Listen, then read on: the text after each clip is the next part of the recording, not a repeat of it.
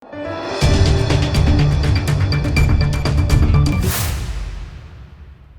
દર્શક મિત્રો, આપ જોઈ રહ્યા છો લોકમૈત્રી ન્યૂઝ. હું છું એન્કર અર્પિતા પટેલ. હવે જોઈએ અગત્યના સમાચાર. ડોક્ટર બાબા સાહેબ આંબેડકરની આજે 135મી જન્મ જયંતિની ઉજવણી છોટાઉદેપુર ખાતે ધારાસભ્ય રાજેન્દ્રસિંહ રાઠવા અને જિલ્લા ભાજપ પ્રમુખ ઉમેશ રાઠવાની ઉપસ્થિતિમાં કરવામાં આવી હતી.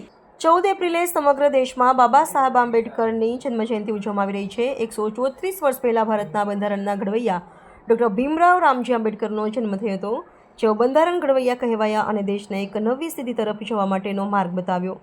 ડોક્ટર આંબેડકરની 135મી જન્મજયંતિ નિમિત્તે છોટાઉદેપુરમાં નગરપાલિકા દ્વારા કાર્યક્રમ યોજાયો. ધારાસભ્ય રાજેન્દ્રસિંહ રાઠવા, જિલ્લા ભાજપ પ્રમુખ ઉમેશ રાઠવા, પાલિકા પ્રમુખ મંજુલાબેન કિશન કોળી સહિત પાલિકાના સભ્યો અને નાગરિકોએ બાબા સાહેબની પ્રતિમાને ફૂલહાર કર્યા. સાથે વાલ્મીકી સમાજ અને વણકર સમાજના લોકોને શાલ ઓઢાડીને સન્માનિત કર્યા હતા. Reporter Rafiq Daniwala, Lokmaitri news, Chhota Udepur.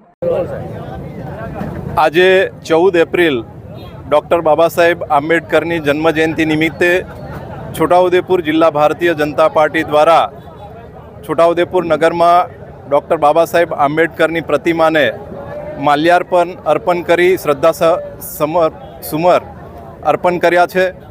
સાથે સાથે છોટાઉદેપુર જિલ્લાના દરેક તાલુકાઓની અંદર પણ અમારા કાર્યકર્તાઓ ડૉક્ટર બાબા સાહેબ આંબેડકરને પુષ્પાંજલિ અર્પણ કરશે અને આ દિવસે સેવા કાર્ય પણ અમે કરવાના છે.